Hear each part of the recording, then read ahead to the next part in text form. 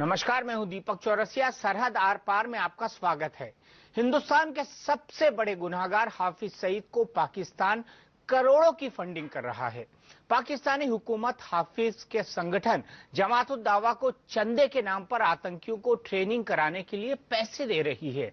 आखिर $1 करोड़ के इनामी आतंकी से पाकिस्तान को इतना प्यार क्यों है? इसी मुद्दे पर इंडिया न्यूज और लाहौर से दिन न्यूज के बीच होगी बड़ी बहस। लेकिन पहले इस वक्त की बड़ी खबरें। खबरों के प्रस्तुत करता है MDH, प्रकृति जैसी शुद्धता हमारी पहचान। MDH मसाले the real spice of India और snapdeal.com, मिटाओ हर गैप विद स्नैपडील ऐप।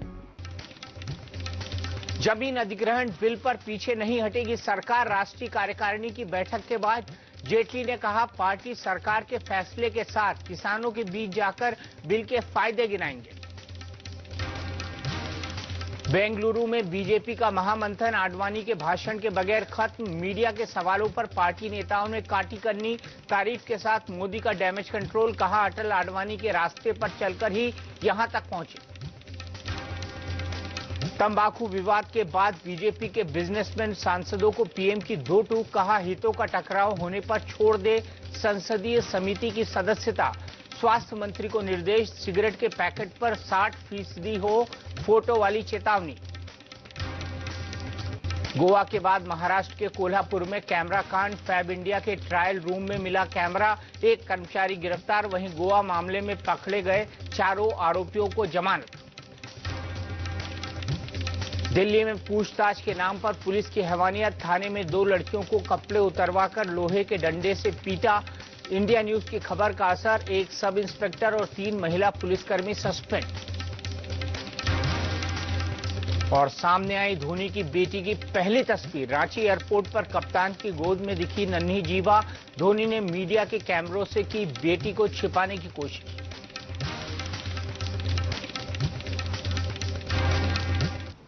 हाथी के दांत खाने के कुछ और, दिखाने के कुछ और होते हैं।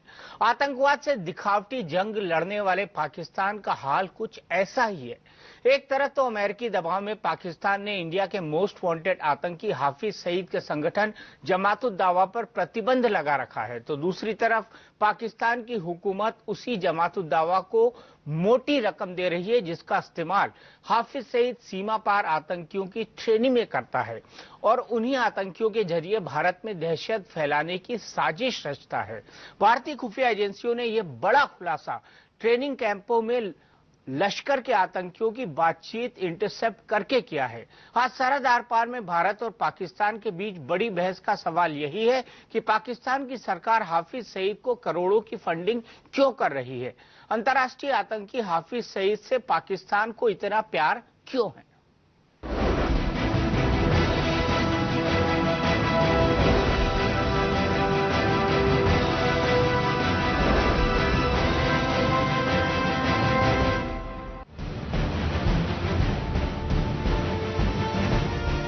पाकिस्तान में बैठे लश्कर-ए-तैयबा के सरगना हाफिज सईद ने अपनी खूनी आंखें एक बार फिर हिंदुस्तान पर गड़ा दी हैं। भारतीय खुफिया एजेंसियों को पक्की खबर मिली है कि हाफिज सईद लश्कर के आतंकियों को तेल टैंकरों का ड्राइवर बनाकर भारत में दहशत फैलाने की बड़ी साजिश रच रहा है। जम्मू कश्मीर सीमा पर लश्कर-ए-तैयबा के कैंपों में मौजूद आतंकियों की बातचीत से खुलासा हुआ है कि हाफिज सईद तेल टैंकरों के जरिए भारत के महत्वपूर्ण तेल डिपो को निशाना बनाने की फिराक में है। इसके अलावा भारतीय फौज की छावनियां भी हाफिज सईद के निशाने पर हैं। लश्कर की साजिश की भनक लगने के बाद खुफिया एजेंसियों ने असम, महाराष्ट्र, गुजरात, उत्तर प्रदेश और राजस्थान को खास तौर पर सतर्क रहने को कहा है। हाफिज सईद और उसके आतंकी संगठन जमात-उद-दावा पर यूं तो पाकिस्तान सरकार ने पाबंदी लगा दी है, लेकिन खुफिया एजेंसियों का दावा है कि ये सिर्फ दुनिया को धोखा देने की कोशिश है।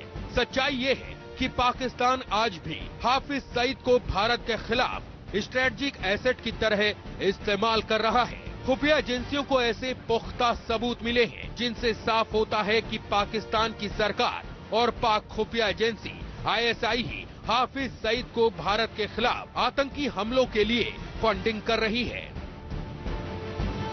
भारतीय खुफिया एजेंसियों के मुताबिक पाकिस्तान सरकार हाफिज सईद को एनजीओ चलाने के नाम पर पैसे दे रही है, जिसे वो लश्कर-ए-तैयबा के आतंकियों की ट्रेनिंग में खर्च करता है। पाकिस्तान के पंजाब सूबे की सरकार ने तो 2013-14 के अपने सालाना बजट में ही ये बात कबूल की थी कि वो जमात-उद-दावा को 6,13,50,000 रुपए का ग्रांट दे रही है। उस वक्त यूनाइटेड नेशंस ने जमात-उद-दावा को आतंकी संगठन घोषित कर दिया था, फिर भी पाकिस्तान ने उसे चैरिटी के नाम पर मोटी रकम दी। सूत्रों का कहना है कि पाकिस्तान ने अमेरिका के दबाव में जनवरी 2015 में जमात-उद-दावा पर पाबंदी तो लगाई, लेकिन हाफिज सईद की नकेल कसने के लिए कुछ नहीं किया। हाफिज सईद को भारत के खिलाफ आतंक फैलाने के लिए फंडिंग भी बदस्तूर जारी है। पाबंदी के बावजूद हाफिज सईद पाकिस्तान में छुट्टा घूम रहा है और पूरे पाकिस्तान में शरीयत लागू करवाने की मुहिम भी चला रहा है। जहां तक भारत का सवाल है, तो खुफिया सूत्रों का कहना है कि जम्मू कश्मीर सीमा पर पाकिस्तान की तरफ लश्कर-ए-तैयबा के 8 से 10 आतंकी कैंप हैं। हर कैंप में 12 से 15 आतंकी मौजूद हैं, जो भारत में आतंकी हमले के लिए हाफिज सईद से सिग्नल मिलने का इंतजार कर रहे हैं। लश्कर के जिन कैंपों की पहचान हो चुकी है, वो पाकिस्तान के बाड़ा भाई मसरूर, अभियाल डोगरा, चपरार, सुखमल और चरखबुरा में है। इन आतंकी कैंपों को लश्कर के आतंकियों को भारत में घुसपैठ कराने के लिए लॉन्च पैड के तौर पर इस्तेमाल किया जाता है। हाल में भारत ने अपने विदेश सचिव को इस्लामाबाद भेजकर रिश्ते सुधारने की पहल की थी। इसके ठीक बाद हाफिज सईद के जरिए भारत में आतंकी हमलों की साजिश की खबर आई है, और वो भी इस खुलासे के साथ कि हाफिज सईद की फंडिंग पाकिस्तान की सरकार कर रही है। अब बड़ा सवाल ये है कि आखिर पाकिस्तान हाफिज सईद को मोहरा बनाकर क्या हासिल करना चाहता है। पाकिस्तान को ये बात क्यों नहीं समझ में आ रही कि हाफिज सईद और उसके संगठन में शामिल 50,000 से ज्यादा आतंकी पाकिस्तान के लिए भी खतरा हैं। आखिर क्यों जिस हाफिज सईद को पूरी दुनिया ने आतंकी घोषित कर रखा है, उसे $1 करोड़ के इनामी आतंकवादी से पाकिस्तान को इतना प्यार क्यों है? Bureau report, India news.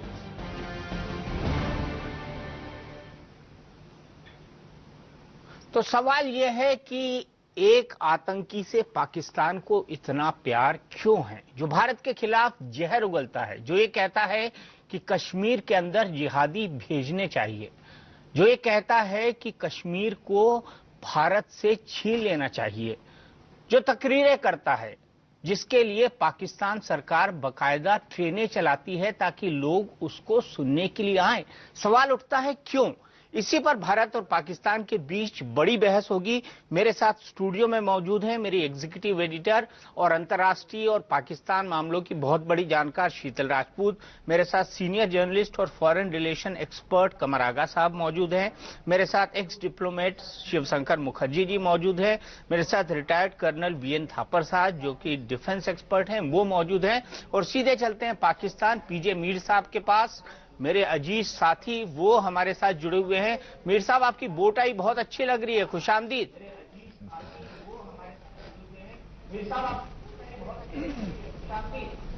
Thank you very much दीपक। इसलिए मैं हमेशा कहता हूं जब शीतल तैयार होती है तो मैं कहता हूं ये तो शीतल कपूर हो गई हैं। ये तो I think this is part of the television. लेकिन यहां मैं अपने पैनल को इंट्रोड्यूस कराता हूं। मेरे साथ यहां है ब्रिगेडियर गजनफर, डिफेंस एनालिस्ट, और मेरे लेफ्ट साइड पे है brigadier Farooq Hamid, another defence analyst, और अभी हमें ज्वाइन करेंगे former finance minister and economy के स्पेशलिस्ट डॉक्टर सलमान शाह यहाँ आएंगे। और ऑफ कोर्स जो एक सब्जेक्ट आपने और हमने यहाँ डिस्कस किया है और जो जिस पे आज बात होगी वो है हाफिज सईद के मुतालिक। लेकिन मैं समझता हूँ कि आज हमें यमन और सऊदी अरेबिया भी थोड़ी बात करनी चाहिए, क्योंकि ये इसका जो स्पिल ऑफ है वो इंडिया को भी इफेक्ट करेगा और पाकिस्तान को भी इफेक्ट करेगा और इस रीजन को भी इफेक्ट करेगा। तो I think will include that as well. लेकिन आज आपका सबसे पहले वो कहते हैं ना ओपनिंग शॉट क्या है? हमारा ओपनिंग शॉट ये है कि आप हाफिज सईद को जानते हैं ना। हमारा ओपनिंग ये है कि आप हाफिज सईद को जानते हैं ना? इनका नाम सुना हुआ है, मैं जानता नहीं हूं इनको। अच्छा, आपने नाम सुना हुआ है। तो हम आपको बता दें कि एक मोस्ट वांटेड टेररिस्ट हैं जो कि पाकिस्तान में रहते हैं। मैंने तो ये भी सुना था आप उनकी रैली को सुनने लाहौर गए थे। आपने इंटरव्यू भी किया है इनफैक्ट। मैंने तो ये भी सुना था आप उनकी रैली को सुनने लाहौर गए थे। मैं सारों की रैली सुनता हूं, मैं आपकी भी सुन लेता हूं। मैं रैली नहीं करता, लेकिन यहाँ मेरे पास भी एक 35 आदमियों की लिस्ट है जो कि वांटेड है। वांटेड तो इंटरपोल पे भी है, हर एक की लिस्ट के ऊपर है। लेकिन आपने हाफिज सईद का इंटरव्यू किया है कि जब टेलीफोन पर आपने हाफिज सईद का टेलीफोन पर इंटरव्यू किया है। पाकिस्तान हो anywhere, I think court of law has to decide. बिल्कुल इसी प्रोग्राम पे किया है, इसी प्रोग्राम पे मैंने किया है। और आपने भी सुना, मैंने भी सुना, आपने उनकी बात सुनी, एंड ऑफ कोर्स उसके बाद एक डिबेट एमिनेट हुई है वहां से। अच्छा ये बताइए मीर साहब कि हाफिज सईद, क्योंकि आपने इंटरव्यू भी किया है, ये चीज क्या है? मोदी अपनी स्वेरिंग इन में बुलाते हैं तो वो नवाज शरीफ को धमकी देते हैं, वार्निंग करते हैं कि मत जाओ। उसके बाद संयुक्त राष्ट्र में अगर शरीफ कश्मीर का मसला उठाते हैं तो उनकी पीठ थपथपाता है। तो ये क्या चीज है? भारत में 26/11 का हमला कराता है, आप इसे क्या कहेंगे? दुनिया तो इसे इंटरनेशनल टेररिस्ट कह रही है। मुंबई ट्रेन ब्लास्ट कैसे भूल सकती है शीतला? बिल्कुल, उसमें भी उसका हाथ था। पार्लियामेंट अटैक के बाद उसको नजरबंद बनाया गया, इसको भी कैसे भूला जा सकता है? भूल सकते हम मुंबई ट्रेन ब्लास्ट नहीं भूल सकते, आप नहीं भूल सकते। हम समझौता एक्सप्रेस का ब्लास्ट नहीं भूल सकते। हम फजलुल्लाह में जो आपके लोगों ने, रॉ के लोगों ने मदद की है, जो आपके नेशनल सिक्योरिटी एडवाइजर ने दी है, फजलुल्लाह भी वांटेड टेररिस्ट है। हम आशीष चौहान को भी मेरे सवाल का जवाब दीजिए कि हाफिज सईद किस हैसियत से पाकिस्तान के वजीर आजम को कहता है कि वो भारत के वजीर आजम का न्योता ना स्वीकारे? पूरी बात सुनिए। मुझे इस बात का जवाब अगर डिबेट और मुझे इस बात का जवाब दीजिए कि पाकिस्तान ने 2013-2014 के सालाना बजट में ये बात कबूल की है कि उसने जमातुल दावा को 6,13,50,000 रुपए की ग्रांट दी है। बताइए, आप इस बात का जवाब दीजिए। पंजाब सरकार ने इसको 6,13,00,000 रुपए की ग्रांट क्यों दी है? आप लोगों में बीजेपी साहब इस बात का जवाब दीजिए। आप लोगों में बात सुनने की तो हिम्मत है नहीं। नहीं, आप लोग प्रोपेगेंडा के माहिर हैं, आम को इमली बताते हैं, झूठ बोलने के माहिर हैं, आप आम को इमली बताते हैं, करने के माहिर हैं। आपके मुल्क के लोग कह रहे हैं कि आप गन्ने को गाजर बताते हैं। आप लोग सारे लोगों को जलील करने में माहिर हैं। आपका दिल बहुत छोटा है, आप लोगों को फोबिया है, आप लोगों को फोबिया है। आपको आईएसआई का फोबिया है, आपको हाफिज सईद का फोबिया है, आपको रॉ का फोबिया है, आपको रॉ का फोबिया है, सईद नजर आता है, आपको रॉ का फोबिया है, आपको लेफ्टिनेंट कर्नल प्रोहत नजर नहीं आता। लेफ्टिनेंट कर्नल प्रोहत समझौता है। आई थिंक आज का मुद्दा हाफिज सईद था। बोलने दीजिए, बोलने दीजिए। जब ये बोलते हैं तो झूठ की मशीन शुरू हो जाती है। आप लोग जब ये बोलते हैं झूठ की मशीन शुरू हो जाती है, झूठ की मशीन। हाफिज सईद क्या चीज है? हाफिज सईद के अलावा आपको रात को नींद नहीं आती है? एक सेकंड, आपको बहुत अच्छे से नहीं आती है, आपको नहीं आती है हाफिज सईद के नाम पर। आप बोलने से हिचकिचाते हैं हाफिज सईद के नाम पर। आप तो आप हकीकत को स्वीकारना नहीं चाहते हाफिज सईद के नाम पर। सही ने गिराया। आप लोग तो डरे हुए हैं यार, इस डर से बाहर आ जाओ, इस फोबिया से बाहर आ जाओ। आप अपने दिल पे हाथ रख फोबिया से बाहर नहीं आते, डरा हुआ कौन डर से बाहर नहीं हाथ रख के पूछ आते। लीजिए। एक हाफिज सईद इनको मिला हुआ है, हाफिज सईद, हाफिज सईद, हाफिज सईद। और यार वो राजवेश्वर सिंह को देखो जो कहता है कि 2021 तक इंडिया में कोई हिंदू नहीं होगा। राजवेश्वर सिंह को देखो जो वो स्टेटमेंट देता है। आप लोग क्या चीज है? अब हमें 2050 तक हिंदुस्तान के अंदर दुनिया के सबसे ज्यादा मुसलमान होंगे। 2050 तक दुनिया के अंदर सबसे ज्यादा मुसलमान होंगे। Let's have a meaningful debate. दुनिया के अंदर सबसे ज्यादा मुसलमान होंगे। देखिए, let's have a meaningful debate, let's have a meaningful debate, let's not fight. ये शुरू किसने किया था? लड़ने का पोडियम नहीं है। Let's have a meaningful debate. जी ब्रिगेडियर फारूक जी। बिस्मिल्लाहिर्रहमानिर्रहीम, बहुत शुक्रिया। देखें, आपको हम समझते हैं कि हाफिज सईद और आईएसआई का तो आपको फोबिया हुआ है। हाफिज सईद को खुफिया आदमी नहीं है। हाफिज सईद एक आम पाकिस्तानी शहरी हैं जो कि कश्मीरी के राइट ऑफ सेल्फ डिटर्मिनेशन की बात करते हैं, जो तमाम पूरी पाकिस्तानी कौम करती है। वो कोई नई बात नहीं कर रहे। उन्होंने ये नहीं कहा कि हम कश्मीर में लश्कर कशी कर देंगे तो वहां पे फौजें भेज देंगे। वो बात कर रहे हैं जो कि हर पाकिस्तानी कर रहा है और यूनाइटेड नेशन रेजोल्यूशन के मुताबिक वो बात कर रहे हैं। और दूसरी बात ये है इसे पूरी दुनिया इंटरनेशनल टेररिस्ट कह चुकी है, बैनुल-अक़वामी दहशतगर्द जिसे आप कहेंगे, पूरी दुनिया इसे बैनुल-अक़वामी दहशतगर्द करार दे चुकी है, जो आपका आम नागरिक आप बता रहे हैं। आप फजलुल्लाह की मदद क्यों करते हैं? एक मिनट, आप फजलुल्लाह को हथियार सप्लाई क्यों करते हैं? आप फजलुल्लाह की मदद क्यों करते हैं? और तरफ लेके जाओ, फजलुल्लाह को हथियार सप्लाई क्यों करते हैं? अच्छा, वो भी टेररिस्ट है, इंटरनेशनल टेररिस्ट है। मेरी आप क्यों मदद करते हैं? मेरी आपसे गुजारिश ये है कि देखें, आप हाफिज सईद साहब की बात करते हैं जो कि एक आम शहरी, एक मुहिब्बे वतन पाकिस्तानी है, एक पीसफुल शहरी है, लॉ अबाइडिंग पाकिस्तानी सिटीजन है। लेकिन मैं आपको ये बता रहा हूँ, सुनिए मेरी बात, पहली बात तो ये है अमेरिका ने 10 मिलियन रॉ डॉलर और का एनडीए इनाम रखा हुआ है। जो उनकी कैसे आप सिक्योरिटी इसे खारिज एजेंसी कर सकते हैं हाफिज सईद को एक आम शहरी की तरह? आप एक आम शहरी हैं, 10 मिलियन डॉलर का जिसका इनाम है, वो आम शहरी कैसे हो सकता है? फजलुल्लाह को भी इंटरनेशनल टेररिस्ट डिक्लेयर किया। अच्छा, एक बात बताओ आपको। अच्छा, एक बात सुन लीजिए, एक मिनट, आप काफी देर से बोल रहे हैं। मैं आपसे सवाल पूछना चाहता हूँ कि जो इंसान एम्बेसीज उसकी मदद करती है, जो इंसान शरीयत कानून लागू करने की बात कर रहा हो, क्या वो एक्सट्रीमिस्ट नहीं है? आपने पेशावर हमले के बाद तमाम एक्सट्रीमिस्ट और आतंकी संगठन को खत्म करने की बात कही थी। क्या हाफिज सईद जो बात कर रहा है कि शरीयत कानून को पूरे पाकिस्तान में लागू किया जाएगा, क्या वो एक एक्सट्रीमिस्ट नहीं है?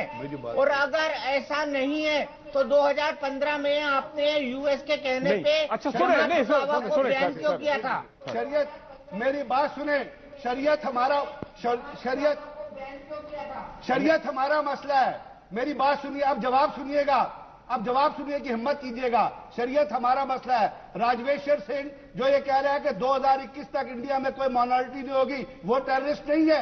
आपका मोहन भगवत जो कहता है कि हर बंदे को कन्वर्ट करना है, वो टेररिस्ट नहीं है। आपके मुल्क में घर वापसी की मुहिम चली है, वो टेररिज्म नहीं है। आप लोग कहते हैं लड़की बचाओ, बेटी बचाओ, बहू लाओ, वो टेररिज्म नहीं है। आपने हरियाणा में 7 चर्चों पे आपने अपना झंडा लहराया, वो टेररिज्म नहीं है। आप नक्सलाइट्स के साथ क्या कर रहे हैं? 34 स्टेट्स आपकी रेड कॉरिडोर है, वो टेररिज्म नहीं है। होशियारपुर में आपने जिन लोगों को मारा था, 16 कन्विक्ट्स को बरी कर दिया, मेरठ में कोर्ट ने बरी कर दिया, वो टेररिज्म नहीं है। आप कश्मीर में मास ग्रेव्स मिली हैं, कश्मीर में औरतों की बेहरमती हुई है। 4 राजपूताना राइफल ने एक दिन में 100 औरतों को बेहरमत किया है।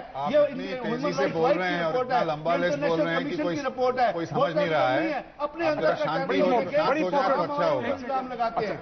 मीर साहब, ये झूठ की मशीन तो बंद करवा दीजिए। दीपक, the subject is Hafiz Saeed. अच्छा सर, मेरी गुजारिश है, उनको सुन ले, इनके सुन ले। मीर साहब, just a minute, to get it back, आपने जैसे कहा to get it back to a meaningful debate, I will try. देखिए, हमारे तरफ से you may disagree with it, और आपके पैनल जो है डिसएग्री तो करेंगे ही, लेकिन हमारी बात सुन ले तो थोड़ा डिबेट होगा, नहीं तो डिबेट कैसे होगा?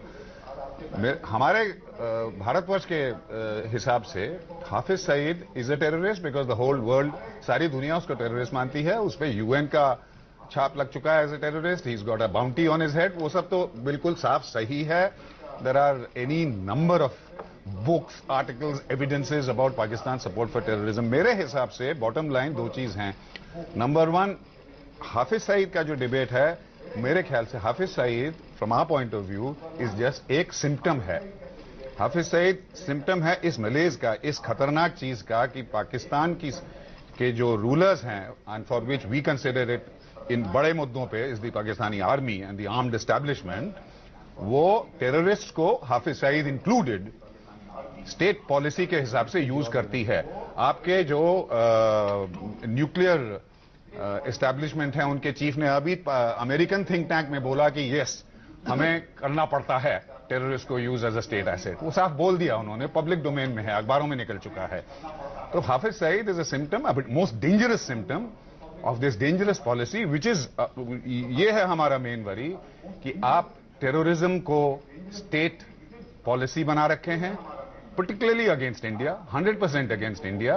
और ये है सबसे बड़ी मुश्किल इंडिया और पाकिस्तान के जो बीच में जो हॉस्टाइल रिलेशंस हैं, इसको फ्यूचर में सॉल्व करने के लिए। बाकी चीजें आर डिटेल्स। जब तक आप टेररिज्म स्टेट पॉलिसी से अलग नहीं होंगे, ये हमारा कहना है, आप माने ना माने, तब तक कोई मीनिंगफुल डायलॉग नहीं हो सकता। ये थोड़ा ऊपर नीचे इरिटेंट्स होंगे, कभी बातें शुरू होंगी, कभी नहीं होंगी, कभी किसी चीज के लिए बंद हो जाएंगी, लेकिन जब तक Pakistan is a terrorist state, uses terrorism as state policy, तब तक कोई मीनिंगफुल डायलॉग का माने नहीं होगा। ये भारतवर्ष का परसेप्शन है, रियलिटी है। Okay, let's Brigadier Farooq come in here. जी। अच्छा सर, अब आप काइंडली मेरी गुजारिश सुन लें कि अगर आप कश्मीर के हवाले से बात कर रहे हैं तो कश्मीर तो एक इंटरनेशनली रिकॉग्नाइज्ड डिस्प्यूटेड टेरिटरी है। तो जब कश्मीरी फ्रीडम फाइटर्स वहां पे लड़ते हैं, आप पे हमले करते हैं, तो आप कहते हैं ये पाकिस्तान करवा रहा है। हालांकि इसका सिंपल जवाब है, ऑफ कोर्स अगर डिस्प्यूटेड टेरिटरी है तो डिस्प्यूट को सॉल्व करना पड़ेगा। आपके इन्फिल्ट्रेशन से और गोली गलौज से on the international border solve नहीं होगा। जी बात सुन लेना सर। I think नहीं एक सेकंड शिवशंकर साहब, hear him out, please hear him out. आप मेरी बात सुन लेना, 2 मिनट में, 1 मिनट मुझे दे दें। अफगानिस्तान में उनकी जो इंटेलिजेंस एनडीएस है और रॉ, उसकी कंफर्म कोल्यूजन है। यहां तक हालात हो गए वहां पे कि टीटीपी को जो वुंडेड लोग होते हैं तहरीक तालिबान के, उनको ट्रीट करने के लिए इंडियन डॉक्टर्स आते हैं। एनडीएस जो इंटेलिजेंस उनकी नेटवर्क है, उनके जो लोग ट्रेन होते हैं वो रॉ ट्रेन करके उनको भेजती है। आज भी मेरे पास कंफर्म रिपोर्ट्स हैं कि बलूचिस्तान में अल्लाह नजर और बाकी जो मीनिंगफुल डिबेट ऐसा नहीं होगा। बीआरए कंफर्म रॉ जो है उनको वहां से सपोर्ट कर रहा है। आप मुझे बताइए क्या ये आप टेररिज्म स्पॉन्सर कर रहे हैं? किसी ने डिक्लेयर नहीं किया टेररिज्म। आपको कहां से खबरें मिलती हैं? आप बात ये है कि जब हम कोई बात करते हैं, हम कोई लॉजिक देते हैं, आप कहते हैं आपको कहां से, आप देखिए हमें जो खबर मिलती है वो पूरी दुनिया को मिलती है। हमें जो खबर मिलती है वो पूरी दुनिया को मिलती है। टेररिज्म उतना ही है। आप बात ये, आप अपने आप को पवित्र साबित करने की कोशिश न करें। शीतल, ये झूठ बोलने की मशीन शुरू हुई है आप और अपने आप को पवित्र साबित करने की कोशिश न करें। जो आप ये बताइए, दुनिया में ये बात छुपी हुई है कि आप नक्सलाइट्स को किस तरह मार रहे हैं। दुनिया में ये बात छुपी हुई है कि आप नक्सलाइट को दुनिया में बात छुपी है कि आपने ये बात दुनिया से छुपी है। मैडन ऑलब्राइट ने अपनी किताब में, आपसे ज्यादा टेररिस्ट तो कोई है नहीं। आपके अपने लोग कहते हैं, आपके अपने लोग कहते हैं कि आप जरा रोकिए, मैं कुछ कहना चाहता हूँ। अरुंधति रॉय क्या कहती है? वो कहती है कि मोदी से बड़ा टेररिस्ट है कोई नहीं। आपको ऐसे पोर्ट्रे करते हैं जैसे आपको अभी नहा के आए हैं, आपके सामने बच्चे हैं, आप बड़े ही नहीं हुए। हर का जवाब है हमारे पास, लेकिन ये झूठ बोलने की मशीन है। 1 मिनट मीर साहब, मैं सिर्फ इतना कहना चाहता हूं। पहली बात तो ये कि कश्मीर हिंदुस्तान का आपसे बड़ा झूठा कौन है? आप तो झूठे हैं, इस हद तक झूठे हैं कि आप अपनी पैदाइश में भी झूठ बोलते हैं। मीर साहब मोदी आरएसएस का रुख चले जा रहे हैं। पाकिस्तान में हिंदुस्तान में ये टाइम बर्बाद कर रहे हैं और कुछ नहीं कर रहे हैं, आपका भी और हमारा भी। इनको प्लीज रोक दीजिए। देखिए 2-3 चीजें मैं छोटी-छोटी, मैं बहुत छोटी-छोटी हेलो दीपक, मैं 2-3 छोटी-छोटी बातें करना चाहता हूं। पहली बात तो ये कि कश्मीर का एक्सेशन फाइनल हो चुका है।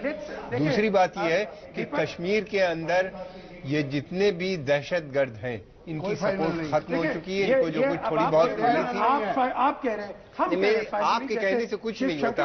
आपके कहने से नहीं होता। मेरी बात तो सुनिए, 1 मिनट मेरी बात सुनिए। वहां पे लगातार इलेक्शन हो रहे हैं, वहां पे लगातार इलेक्शन हो रहे हैं, वहां पे विलेज लेवल तक पे इलेक्शन हो रहे हैं, असेंबली के इलेक्शन हो रहे हैं, पार्लियामेंट के इलेक्शन हो रहे हैं। ये इलेक्शन 72% अब की वोट पोल हुआ है उस वक्त जबकि हुर्रियत कॉन्फ्रेंस ने बाइकआउट की कॉल दी थी और पाकिस्तान में जितने ये दहशतगर्द ग्रुप है इन्हीं ने भी बाइकआउट के लिए कहा था। उसके बावजूद इतनी बड़ी तादाद में लोग निकल के आए, उन्हीं ने वोट दी। वहां के लोग सख्त परेशान हैं आपकी इस पॉलिसी के ऊपर। आप आके खुद देखिए। आप लोग जो चंद लोगों की बातें सुनते हैं उसके बाद करते हैं, कोशिश करते हैं। आपकी इसी पॉलिसी ने अफगानिस्तान को तबाह बर्बाद कर दिया। लेकिन एक बात मैं आपको बता दूं, आपकी ये पॉलिसी हिंदुस्तान में नहीं चल पाएगी, इसलिए कि यहाँ की जनता इसको नहीं एक्सेप्ट करेगी। एक मिनट। दूसरी बात ये, आपने 2 जंगें लड़ी, उससे कुछ नहीं हुआ बड़ी। उसके बाद कश्मीर में आपने मिलिटेंसी की, उसके बाद कोई असर हम पे नहीं पड़ा। हमारी इकोनॉमी बढ़ के 8 से 10% हो गई। आपकी इकोनॉमी घट के क्या हालत है, सारी दुनिया जाती। आप प्लीज ये सब जो बातें हैं, ये दहशत को खत्म कीजिए, आके हम लोग से बात कीजिए, और दोनों की तरक्की बहुत जरूरी है। दोनों की तरक्की बहुत जरूरी है। मैं आऊंगा थापर साहब आपके पास, लेकिन इस ब्रेक के बाद।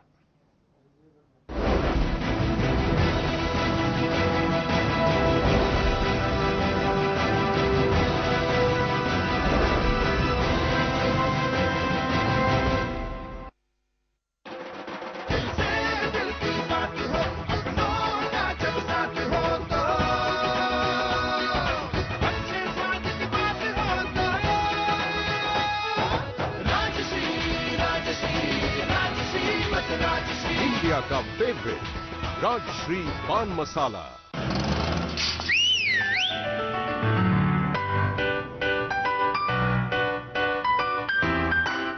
Food Panda presents Quick Bites. ₹100 off on every food delivery. Download the app now. Happy food ordering. रोज सुबह रेडी होकर बाहर निकलते ही धूप, पसीना, धूल, धुआं, चिपचिपाहट। नतीजा, कहीं पहुंचते पहुंचते आपके चेहरे की फ्रेशनेस खो जाती है। खोई फ्रेशनेस लौटाए new feel refreshing facial spray. New feel के 8-10 स्प्रे पूरे चेहरे पर लगाओ और पाओ खिला खिला फ्रेश चेहरा। न्यू फील, बस फ्रेश हो जाओ कहीं भी कभी भी।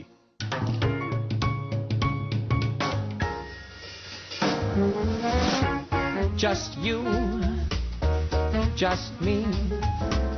Let's find a cozy spot to cuddle and woo.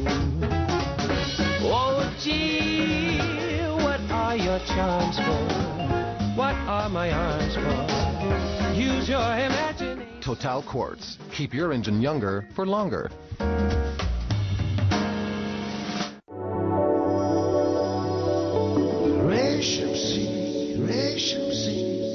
Silk se sache se makhbali nasha ishq mein डूब रेशम से। दुनिया देखेगी जब सिल्क से सजी जिंदगी। गाओ मियां मल्हार या भीम पलासी, टॉरेक्स कफ सिरप है तो अलविदा खांसी। गाओ मियां मल्हार या भीम पलासी, टॉरेक्स कफ सिरप है तो अलविदा खांसी। What's the best day to have a KFC Dips Bucket? It's Sunday. KFC Super Sundays. You get 50% off on Dips Bucket. So good. यार तेरा स्टाइल भी पुराना है और तेरा डियो भी। डियो छोड़, शॉट लगा। Layer Shot Fragrant Body Spray. Clear fragrance और कुछ नहीं।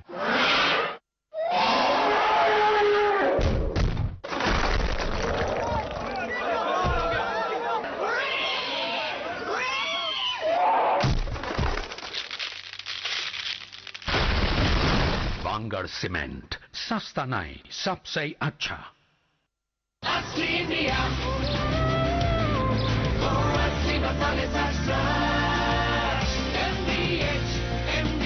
यही है असली इंडिया।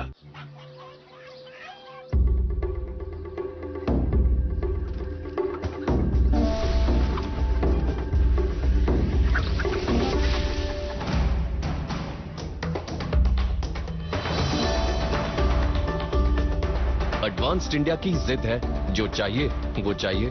ऐसे में लगने वाले जिद्दी दागों के लिए माइक्रो बस्टर्स वाला नया निरमा एडवांस।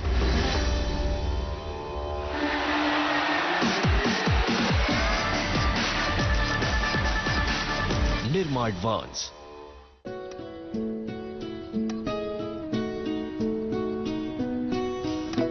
ये प्यारी सी आदतें इनकी पापा से ही तो पास ऑन हुई है, पर पापा को कोलेस्ट्रॉल भी तो है। इसीलिए आज से सफोला टोटल, जो दिल की एक नहीं 8 तरीकों से हिफाजत करने में मदद करे। अब अपनी इस फैमिली को मजाल है कुछ होने दो। Saffola total. Dum da dum da dum dum da dum da dum dum bum bum bum bum. Congratulations and celebrations. When nice guys step up in life, there's no envy, there's only joy.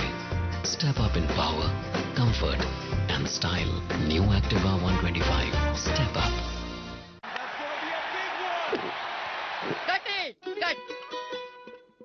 हम बताते हैं कि add कैसे बनाते हैं। Action. ओ जिया मोरा जिया डोले Pepsi P गुड़ गुड़ गुड़ का टक बाके पेप्सी। इंडिया के इतिहास में पहली बार आपका बनाया पेप्सी ऐड रिप्लेस करेगा ऑफिशियल पेप्सी ऐड को। तो शूट करके अपलोड कर दो and crash the Pepsi IPL. Aunty, मैं क्या करूं? तू अपने गेम पे ध्यान दे बेटा, ऐड शैड ना किया कर।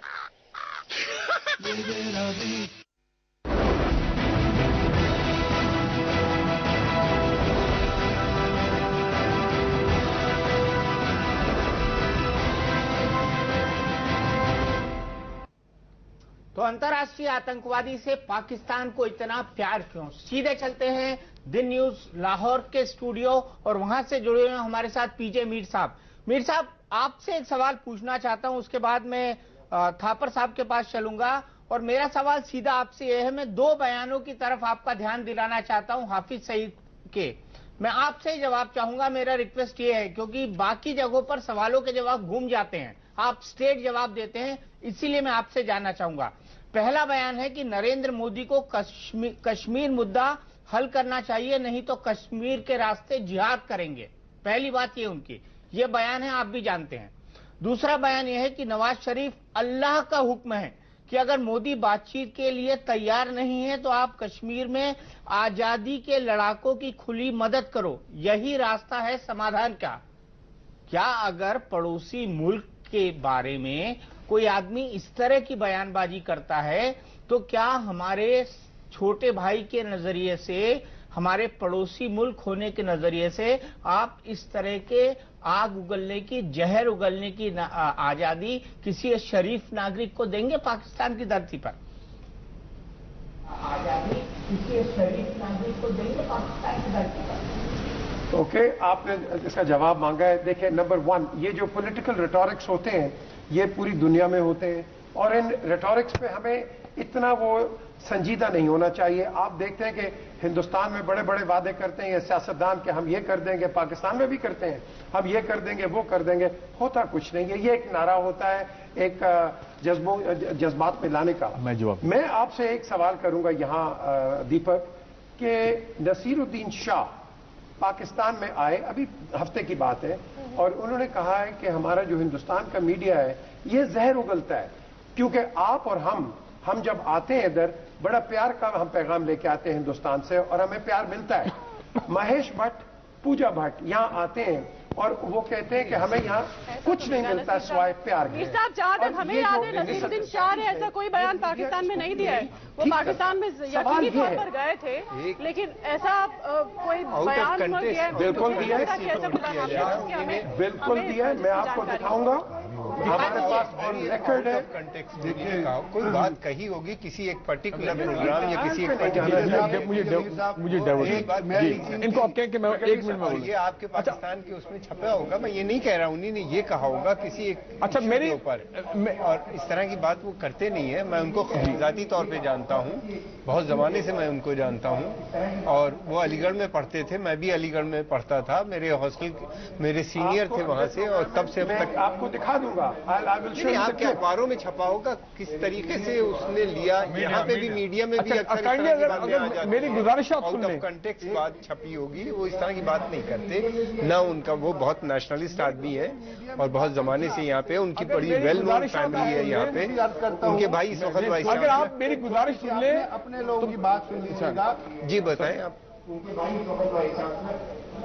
अगर आप मेरी गुजारिश सुन ले, पहली बात ये है, अच्छी बात मुझे लगी है तो जी नहीं, और महेश भट्ट पहली तरह की बातें नहीं करते। ये लोग ऐसे हैं जो चाहते हैं कि पाकिस्तान और हिंदुस्तान पहला पॉइंट ये है, मसले आगे बढ़े बातचीत के जरिए। समझते हैं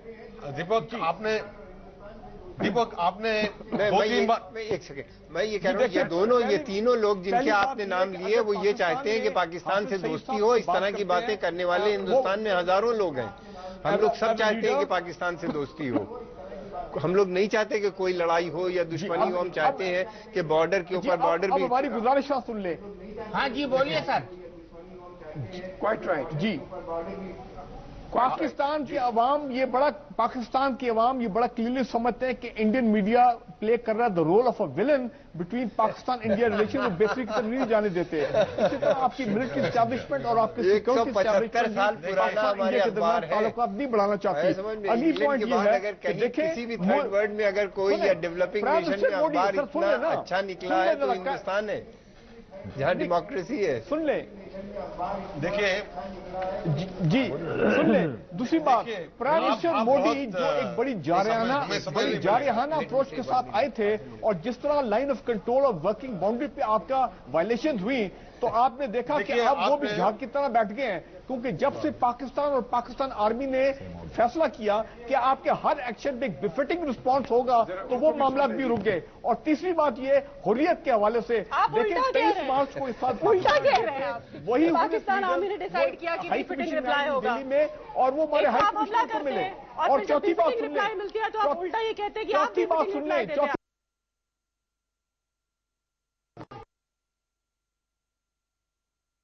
कर रहे तो वहां पे देखे आसिया अंद्राबी ने साहब ने आपकी बात का जवाब नहीं दिया। अंद्राबी को 50 औरतों से ज्यादा फॉलोइंग नहीं है। मीर साहब ने आपके सवाल का जवाब नहीं दिया कि पाकिस्तान के आवाम श्री सैयद जी को इतना प्यार क्यों करते हैं। मैं कहता हूं ये उनकी बेचारों की मजबूरी है और कुछ कर नहीं सकते। आप बताएं कि अगर हमारे बीच में कोई प्रॉब्लम्स हैं, आपकी भी प्रॉब्लम्स हैं, हमारे भी प्रॉब्लम्स हैं, तो हम वो कैसे उनको कैसे सॉल्व किया जाएगा? क्या वो पाकिस्तानी गवर्नमेंट नवाज शरीफ वगैरह करेंगे या सैयद करेंगे? हाफिज सईद करेंगे या ऐसी तंजीमें करेंगी? किसके पास ये पावर है? क्योंकि ये तो समझ ही नहीं आता। एक पेशावर हो गया, एक इधर दूसरा इधर हो गया, एक के बाद एक कांड होते जा रहे हैं। और आप क्या वेट कर रहे हैं और कोई बड़ा कांड होने के लिए, जब ये ऐसे शख्सों को आप बंद करेंगे?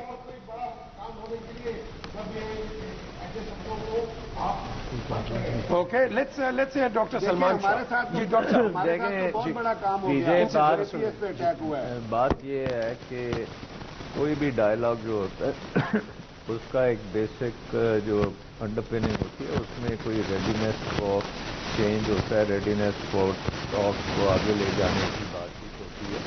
इस वक्त आई डोंट थिंक कि इंडिया में कोई मूड है पाकिस्तान से डायलॉग का। एंड हमें भी आई थिंक वो अपना जाने, हम अपना जाने। जब तैयारी दोनों साइड की हो जाएगी बात करने के लिए, फिर हम बातचीत कर लेंगे। लेकिन एक ब्रेक आपके सेक्रेटरी लेवल पे बात तो शुरू हुई है ना, इसको तो आप एक्सेप्ट करें। नहीं, वो आए हैं यहाँ पे, बट आके वो अमेरिका के कहने पे आए हैं, और यहाँ आके वो साक के कवर में आए हैं। बट देखें इस वक्त इंडिया जो है ना, it's looking east and it's looking global. हमें we should be looking west. हमारे डोर स्टेप पे बहुत से इश्यूज हैं जो हमने इधर भी रिजॉल्व करने हैं, और उधर हमें खासी ट्रैक्शन भी मिल रही है। सो लेट्स सी, हमें जो अपने वेस्टर्न साइड पे इश्यूज हैं उसमें हम अपने आप सोल्यूशंस निकालें। ये करते रहें जो भी करना है इन्होंने, क्योंकि पाकिस्तान अल्लाह के करने से एक मजबूत मुल्क है। We are here to stay and we will always be there. And ultimately India ने डिसाइड करना है कि वो मीनिंगफुल डायलॉग चाहते हैं या नहीं चाहते। जब चाहेंगे तो जरूर हम हाजिर हैं। मीर साहब, मैं यहाँ पर इंटरव्यू करना चाहूंगी। आपने तमाम लोगों की बातें कही, आपने नसीरुद्दीन शाह का एग्जाम्पल दिया और तमाम लोगों का दिया। मैं यहाँ हुसैन हक्कानी साहब का एक स्टेटमेंट, जो आपके काफी रिनाउंड एक पर्सनालिटी है, हाँ बिल्कुल, उनका स्टेटमेंट दे रही हूँ। उनका इंटरव्यू इकोनॉमिक टाइम्स में लंदन में छपा है, जिसमें उन्होंने कहा है कि पाकिस्तान को कश्मीर के साथ में जो उनका आइडियोलॉजिकल ऑब्सेशन है उसको छोड़ना होगा। इससे पहले आप जवाब दें, बाबर अयाज और अहमद रशीद, पाकिस्तान सबने यही कहा। सबने ये कहा। ये हुसैन हक्कानी साहब का स्टेटमेंट है जो इकोनॉमिक टाइम्स में छपा है, लंदन से इसका डेट लाइन है, और ये कहते हैं कि जो पाकिस्तान की पॉलिटिकल लीडरशिप है उसको कश्मीर के साथ आइडियोलॉजिकल ऑब्सेशन जो उसको हुआ है उसको छोड़ना पड़ेगा, तभी जाके इंडिया पाकिस्तान और इंटरनेशनल लेवल पर दोनों के रिश्ते जो है वो आगे बढ़ेंगे। ये हुसैन हक्कानी कहते हैं। अगर आप हमें तमाम तरह के कोट्स बता रहे हैं तो ये हम भी आपकी नॉलेज में कराना चाह रही है, यकीनी तौर पे आपकी नॉलेज में होगा ही।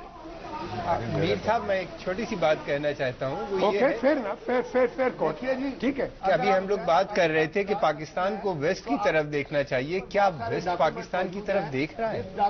जिस बदलते हुए जो सिनेरियो है, जो पूरा ग्लोबल चेंजेस आ रहे हैं, जिस तरीके से अभी ईरान और अमेरिका की न्यूक्लियर टॉक्स हो रही हैं, आगे बढ़ रही हैं, एक नया सिचुएशन डेवलप हो रहा है, और एक जो उस सिनेरियो में पाकिस्तान क्या इस इकोनॉमिक सेटअप में, जो ग्लोबल इकोनॉमिक सेटअप है, उसमें पाकिस्तान कहीं फिट होता दिखता है? मुझको तो लगता है कि काफी, हाँ, कोल्ड वॉर एरा में जरूर पाकिस्तान की एक पोजीशन थी, अमेरिका की डिपेंडेंस भी थी, खासतौर से अफगानिस्तान को लेके, अब वो भी डिपेंडेंस कम होती जा रही है।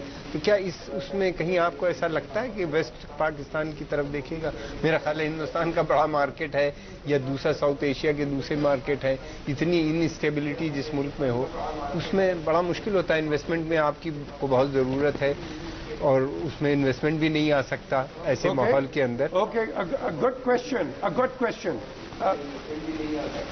हक्कानी साहब का जवाब भी दे दीजिएगा। गुड क्वेश्चन जी, डॉक्टर सलमान। देखें, सारा जो भी पाकिस्तान के वेस्ट में इस वक्त आपका अफगानिस्तान में सेंट्रल रोल पाकिस्तान का है, और बड़ी अच्छी कोलैबोरेशन अफगानिस्तान की और पाकिस्तान की चल रही है इन द पीस प्रोसेस, और डेवलपमेंट और इकोनॉमिक रिलेशनशिप्स बन रही हैं। हमारा भारत को क्यों कोसते हैं फिर आप?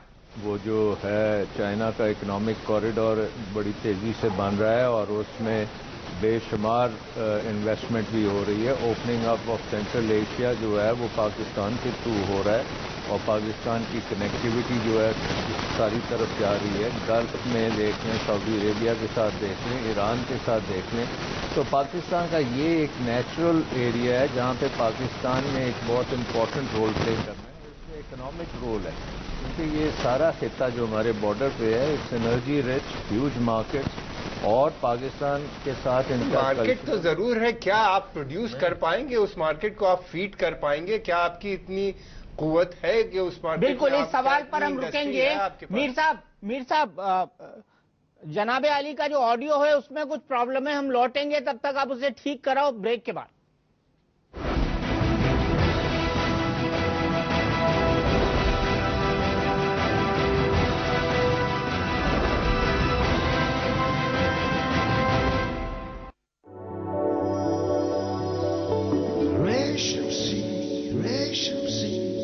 सिल्क से सजी जिंदगी, मखमली नशा इश्क में डूब जाए।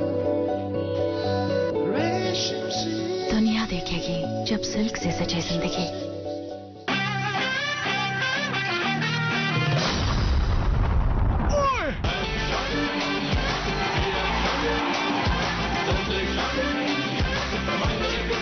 Nestle Munch खाओ, अपने मंच पे आओ। From Nestle. What's the best day to have a KFC Dips Bucket? It's Sunday. KFC Super Sundays, you get 50% off on Dips Bucket. so good.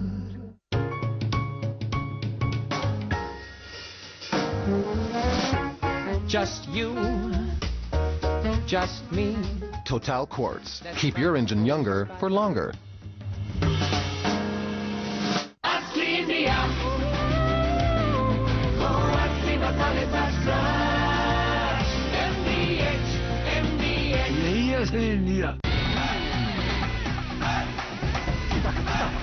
Aircel 1+3 offer. Get a chance to meet Team CSK. Recharge and get full talk time, data and Aircel minutes. जीतो थोड़ा extra अपने दोस्तों के लिए।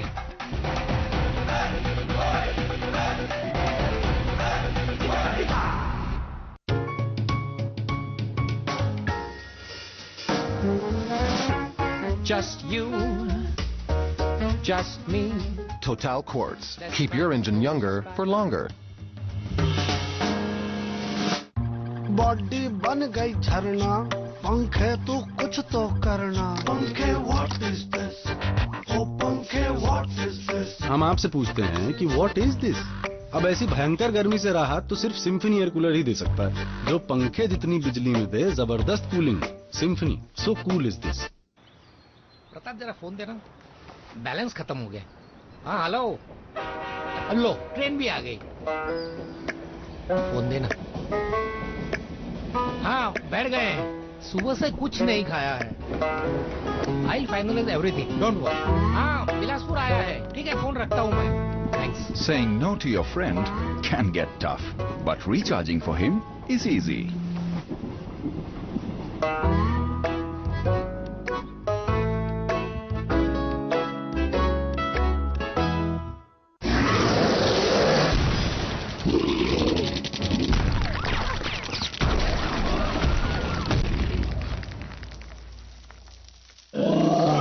वांगड़ cement, सस्ता नहीं, सबसे अच्छा।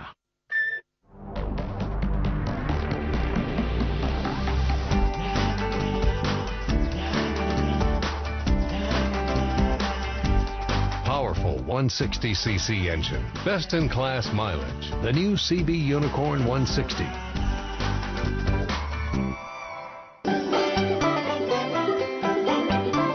ओ जल जीरे की आई बहार, पियो जी जल वाले हैं। जलजीरा दही भल्ला पापड़ी को स्वादिष्ट बनाए, गर्मी से राहत दिलाए।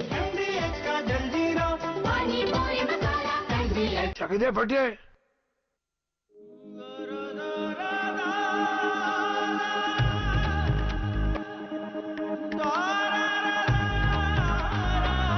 चढ़ी धुन जिया में हमरे केसरिया रंगू सारा जहां। सूरजो होवे एक दिशा से हो पूरा जहां। है ये जश्न विमल के 25 सालों के रिश्तों का, और अभी तो ये सिर्फ शुरुआत है। विमल पान मसाला, दाने दाने में केसर का दम।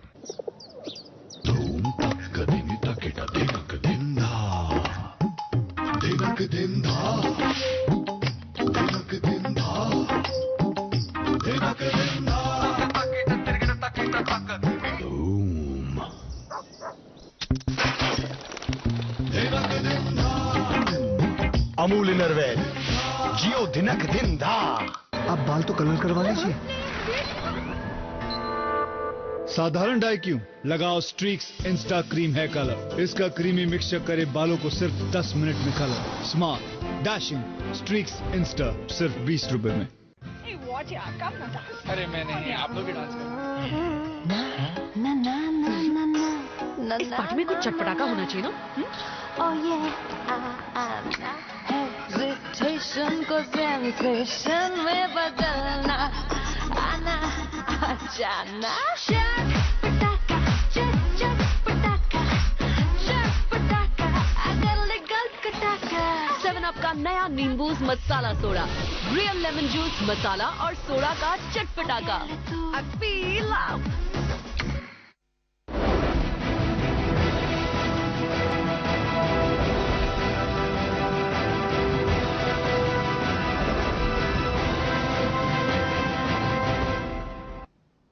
मार्च 2015 में जारी इंटेल सेंटर्स की शीर्ष 10 सबसे खतरनाक देशों की सूची में पाकिस्तान का नंबर 8वां है।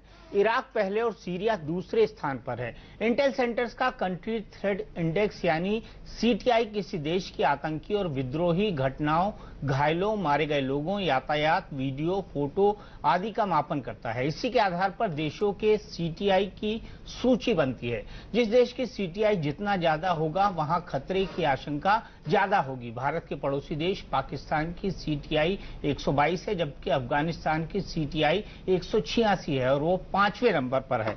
तो दुनिया का 8वां सबसे खतरनाक देश पाकिस्तान है। 8वां सबसे खतरनाक देश। मीर साहब, मैं सबसे पहले आपके पास आऊंगा और 2 पॉइंटेड सवाल हाफिज सईद के बारे में। पहली बात तो यह कि 22 जनवरी 2015 को जेयूडी यानी जमात-उद-दावा को बैन कर दिया गया, उसके बैंक अकाउंट फ्रीज हो गए। लेकिन पाकिस्तान सरकार ये नहीं बता रही है कि उसके बैंक अकाउंट में कितने पैसे थे या उससे पहले उन्होंने उसको विड्रॉ कर लिया था।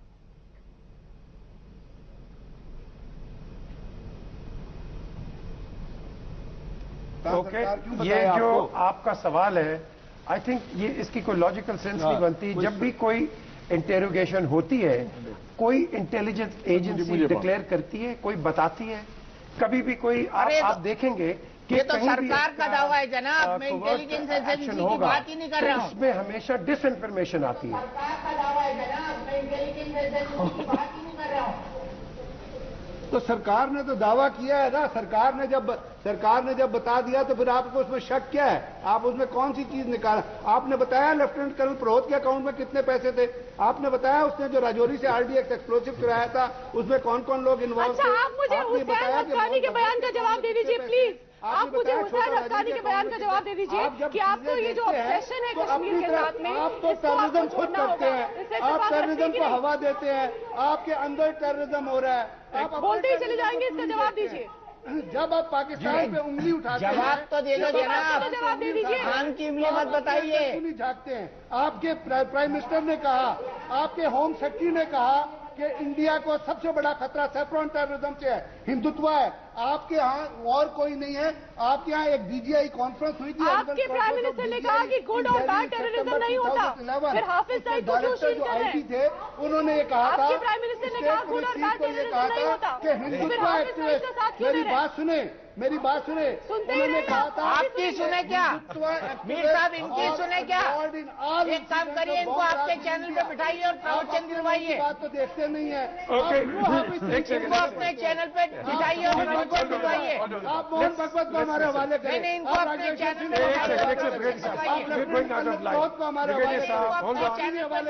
प्रवचन दिलवाइए। आप खुद सबसे बड़े टेररिस्ट है, याद करते हो इस दुनिया में टेररिज्म फैला रहे हो। ब्रिगेडियर साहब एक सेकंड। जी दीपक, दुनिया में टेररिज्म फैला रहे हो आप। जी बोलिए दीपक। बड़ा चैनल है और आपकी हिंदुस्तान के अंदर एक बहुत अच्छी इमेज है। आप प्लीज सीरियस डिस्कशन रखें तो हम लोग बात भी कर पाएंगे। हम लोग वो लोग यहाँ पे बैठे हैं, हम लोग वो लोग हैं। अगर हम आपसे लॉजिकल सवाल पूछे, हाफिज सईद पर तो कोई जवाब नहीं है। देखिए, मैं आपसे बात करना पसंद करता हूँ, आपके पैनलिस्ट से नहीं। बड़ा लेफ्टिनेंट कर्नल प्रहोत लॉजिकल नहीं है। बड़ा मुद्दा जो है वो ये है, कर्नल प्रहोत लॉजिकल नहीं है, वो आपकी आर्मी का अफसर नहीं है। आप ये बता सकते हैं ब्रिगेडियर साहब छोड़ दे, एक आगे चलो, लेट्स मूव ऑन। जिन लोगों को करने का वक्त नहीं बचा है, अफसोस वक्त खत्म हो गया है। हम बेमानी डिस्कशंस में लगे रहे और इसीलिए सरहद आर पार में आज इतना ही। इंडिया न्यूज पर खबरों का सिलसिला लगातार जारी।